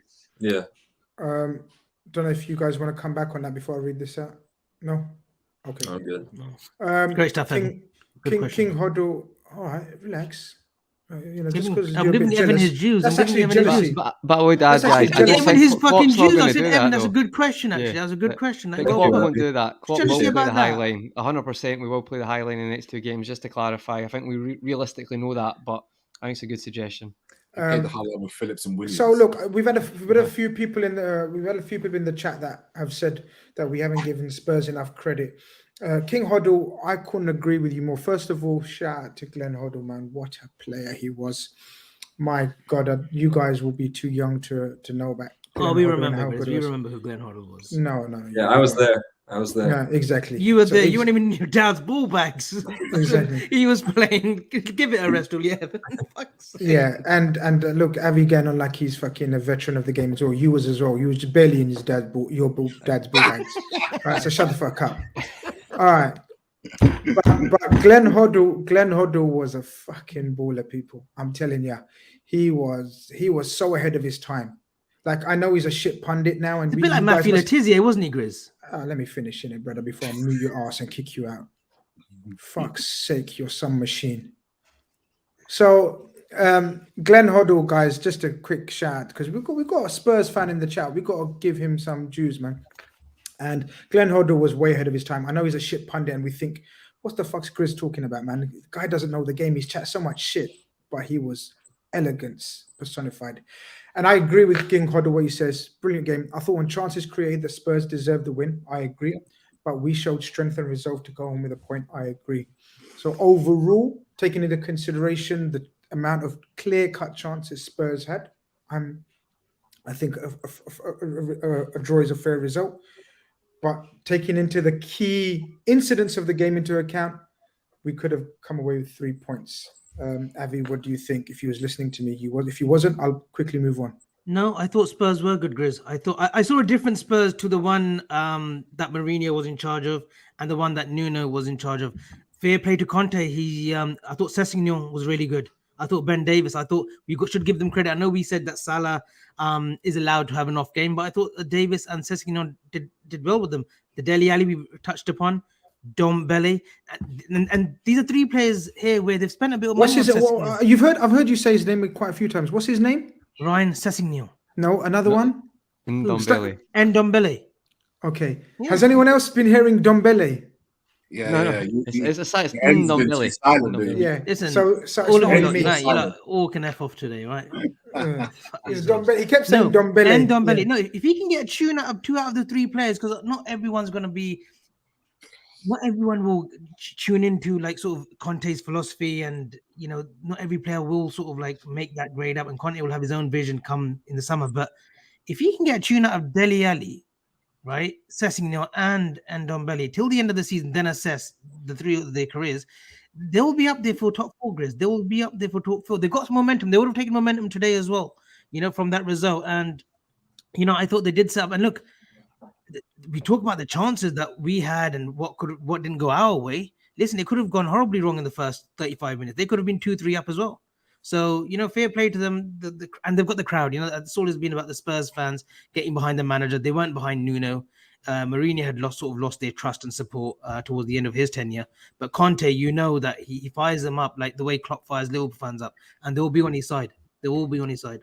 Evan, taking everything into consideration that we've discussed for an hour and a half, 2 points lost, 1 point gained. In your humble opinion. Jeez. It's 2 points lost, right? Because we're chasing Man City, and anything less than 3 points every single week isn't good enough, and that's the reality of our competition. That's what we're up against. So it's got to go down as 2 points lost, in my opinion. Conroy, how did you feel by the end of the game? I know you had a few emotional ups and downs, but at the end of the day, Yeah, do you know what? Actually, we've chat tonight, the therapeutic indigestion of it. Oh, that's maybe digestion of it, not indigestion. Digestion of the game, since it was a bit raw at the start. I've got to be honest, guys. We played 20 minutes with 10 men, maybe 25 minutes with 10 men, or maybe it was 20 overall. 20 minutes with 10 men, with the amount of chances Spurs had in the first half, I think it'd be quite ignorant for us to not look at that and be like, this could have been 3-0 at half time, like quite easily. It was actually very poor finishing and amazing goalkeeping. Taking that into consideration, taking into the Harry Kane missing the second half as well, both of them, you have to kind of like look at it. I think with the goggles on, I'm taking that as a positive point. I think if we don't have 10 men for 20 minutes, that probably seals that decision making, and I've had to think about the game. Sometimes these points are quite important, because it'd been quite easily for us to Tottenham with the crowd paying us in and then get that goal, which I thought they were going to be honest. I thought we're definitely going to lose this game. With that being said, I get what Evan said with Man City completely, mate, but with what's happened going into this game, with the players missing, the way we started, the chances they had, sometimes you have to look at it and be like, do you know what, we'll take that one and move on. And that's the way I'm looking at that game. Keith, what happens now? Where do we go from here? How seasons? Where are we? What game week? Roughly around halfway. Are we halfway now? Yeah, I think what game week 19, I think, is to come. Yeah. So just around halfway, we'd say. Yeah. 3 points off City, 4 ahead of Chelsea. Am I right? 4 ahead of Chelsea, three behind City, 4 ahead of Chelsea. Weird game in the midweek where it's a quarter final. Leicester City. What do you do? How do you feel about sort of what do we do about the next game and selection wise? And well, before I go into that, seeming as we've contextualized coronavirus to no end and almost given it its own life, I would argue that the Omicron virus is a Manchester City fan, because the only team to benefit from this weekend has been Manchester City. I feel sorry for Chelsea as well. At the end of the day, We joke and we banter, but for me, right? my thing stands is that if you're declaring that London is in a national emergency right now, football has to take a back step at this moment in time. There shouldn't be any football next week, as far as I'm concerned, and I'm very surprised that this week we had the games that we did have. Looking forward to going into next week. I actually wanted us to go in and challenge for the League Cup this season. I really wanted. I believe I agree. You see teams like Chelsea, they might not win the league that season. They might not win the Champions League, but they'll win a League Cup. Continuously getting trophies. Yep. It needs to be the culture of winning. In that sense, now that we have players that are still isolating for 10 days. We've got players that are out. Again, what do? You have to put the league first. So, you know, again, you're going to have to put up a pretty young squad on Tuesday. Then you've got the weekend games coming up. Hopefully by then we'll get the team to back to some sort of normality. But, you know, Conroy, I'll give it to you, my friend. You echoed these warnings a long time ago when we first started doing this, because the problem was never Chelsea. The problem is Manchester City. And they have just won 7 games in a row comfortably. Comfortably. And that's the big worry. Again, do they, you know, they've got the squad to be able to handle COVID outbreaks. They've got the squad to be able to handle cancelled games. Is it, you know, do we turn to the League Cup and actually say, do you know what, let's go for it a little bit and try and play on 2 fronts? Because there's a genuine opportunity for a trophy with the League Cup with the big boys. I think most of them are out now. Yeah, Spurs are still in it. So important to win with this team, like you know what I mean. I think you said that earlier, Grizz. I do. You guys probably disagree, but I agree with Keith. Like, I think it's important. Even you might look at that as a League Cup, but I think it's important to keep winning. Like Chelsea, we would criticise Chelsea about loads of things, but Chelsea have literally there's a stat about the amount of trophies they've won since Arsenal last won the Premier League, and it's like that's a culture that gets created by winning something every year. I mean, bear in mind, Conte got sacked for winning the league, then winning an FA Cup, and that was deemed not good enough. Do you know what I mean? So, not that I'm saying Klopp never gets sacked, nothing like that, but I think it's important. I've got more time for these cups than other people do, I think. Along yourself, Keith. Dinesh with another super chat says, miss Gini. Some fans were happy for him to go. Now we see he was a key player. I don't miss Gini. I absolutely agree he was a key player. Who says that he wouldn't have got hit by COVID anyway? Avi, ASG says it's too early to be talking like that, and I think he's referring to Keith and Conroy saying about, you know, maybe we should take the League Cup seriously, maybe put a stronger team. Then what's your theory on how we approach, you know, the next, like, sort of, there is calls for the league to be, what's the word, delayed, paused? Would that help us? Circuit breaker is the word that you used. Would that, obviously I didn't, it's not my word, you know, I used it because I heard it from someone. But the point being is, will it help us right now? And is it too early to sort of, not doom and gloom, we're not, absolutely not doom, we're only sort of frustrated and angry and passionate about today's game and the events.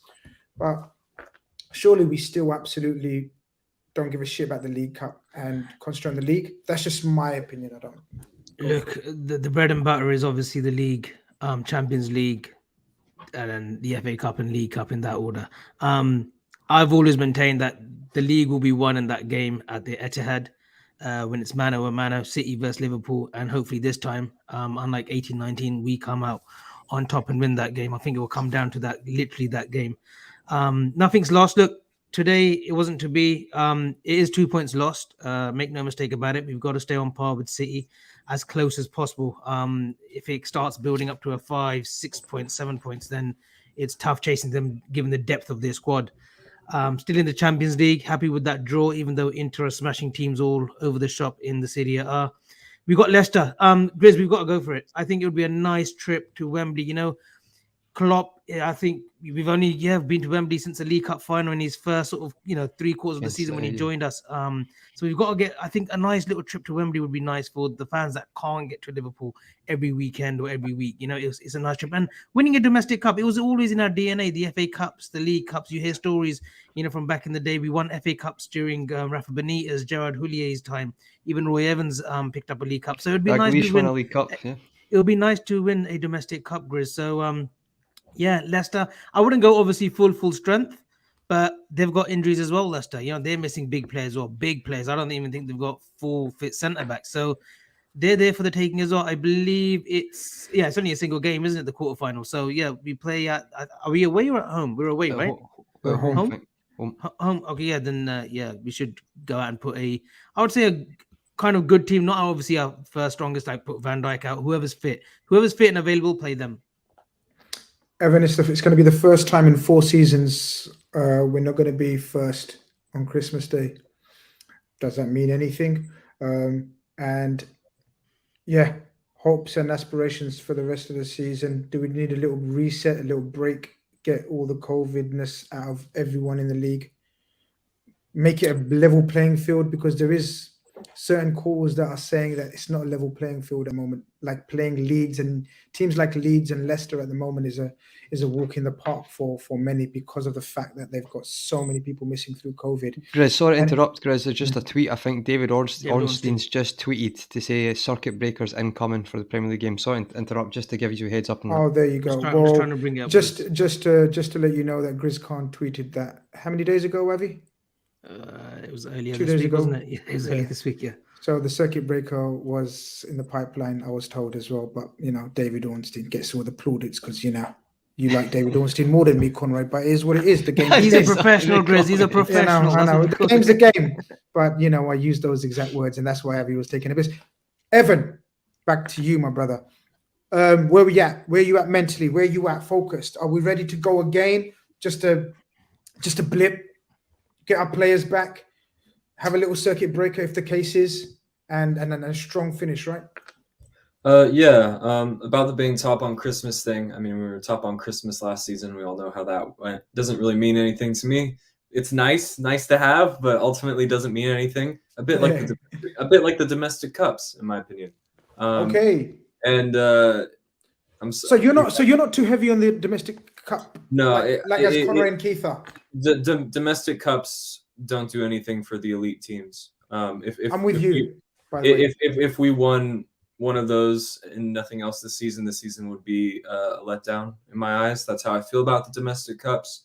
I totally respect the tradition of them and the history behind them, and I understand that it's a great thing for lower league teams to play the big boys. And I know a lot of these lower league clubs rely on the ticket and gate sales of these games against Liverpool, like Shrewsbury versus Liverpool. I'm sure Shrewsbury are looking forward to the financial positivity of that. So I totally respect why they have to happen and what's great about them from a grassroots fans point of view. So absolutely, again, I just don't want this to be misconstrued, but me personally over here, I don't care about them. But where I'm at just in terms for the rest of the season, I'm still feeling pretty good. The league is not over by a long shot. Obviously, there's still the Champions League to look forward to. If you had offered me this position on Christmas Day at the start of the season, I'm absolutely biting your hand off. Again, and our notable absentees are due to illness, and that's very temporary. I think generally, with the exception of the revolving door midfield, we've been a lot better at staying fit.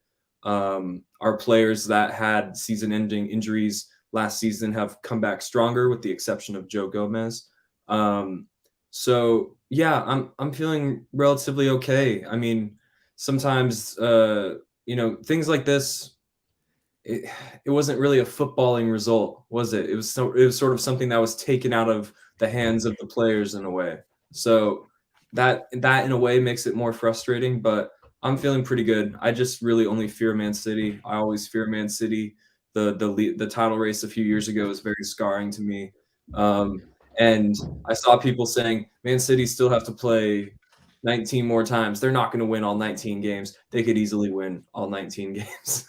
Like, let's be honest, guys. Like, they could easily win all 19 games.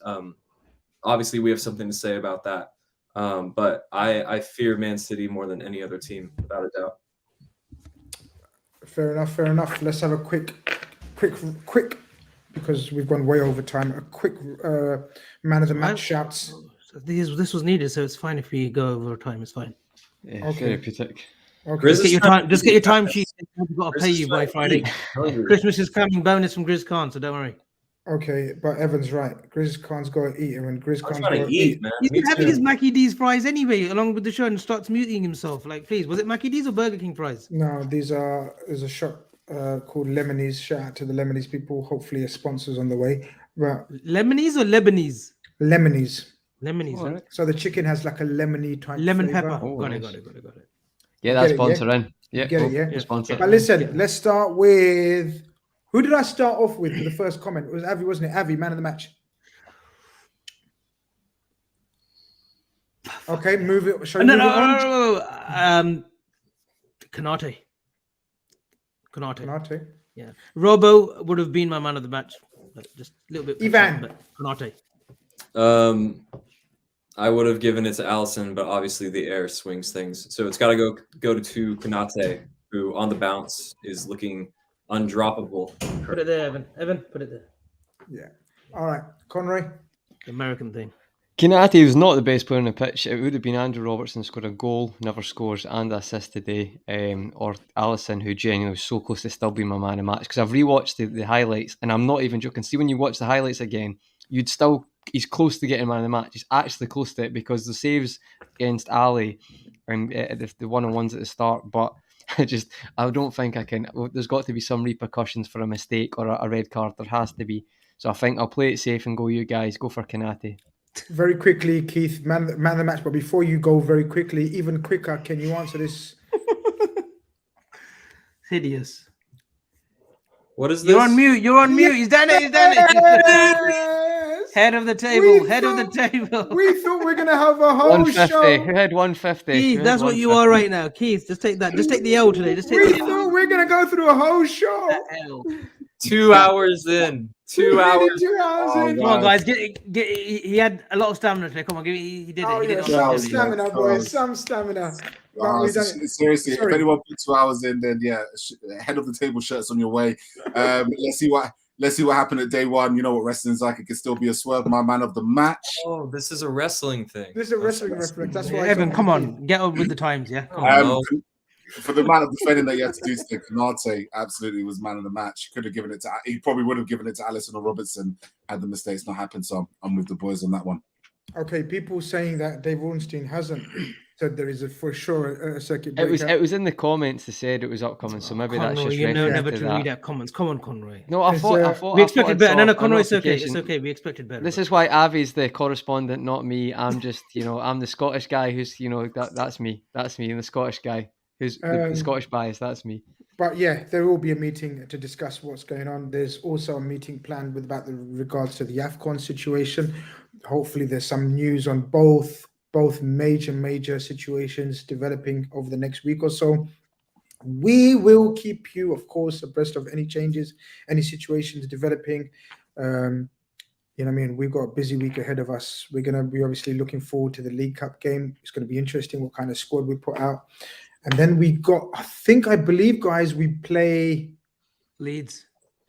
on Boxing Saturday. Boxing Day. Yeah, Boxing Okay. Day Leeds. So we've got quite a schedule coming up, unless there is a circuit breaker. So we see how it goes. But listen, guys, it's been wonderful. It's been mad. I think we feel better. When we get together and we talk about it. Brighten the mood up. And I got a few surprises as well. Just to brighten up the mood. Grizz, look, that's me and Glenn Hoddle. There's a picture of me and Glenn back in the day. That picture's from 2011, clean shaven and all that. It's not clean shaven. It's you haven't reached puberty by then. Right? And this was my point. That's not clean shaven. That's 18. I was like 18, but that's me and Glenn. Serious lack of puberty. Serious lack of puberty. and- If I was you, I would remove that picture very quickly before I carry on. This is the guy that Avi wants reffing games, by the way, guys. This is the guy who should be reffing all the games. And look, a special mention to look, all jokes aside, it was good that we had this chat and stuff. And shout out to Luis Diaz today. He scored another goal and got an assist as well. Can someone roll this intro, please? Let's get out of Yeah, here. We need to I'm roll done. this intro. Listen, guys, if you haven't liked the stream, for my God, you lot are some stubborn mules if you haven't liked it by now. Go and like the stream. Go and do it now before you leave. And join us again for another RedFellas episode very, very soon. Over and out, people. Love.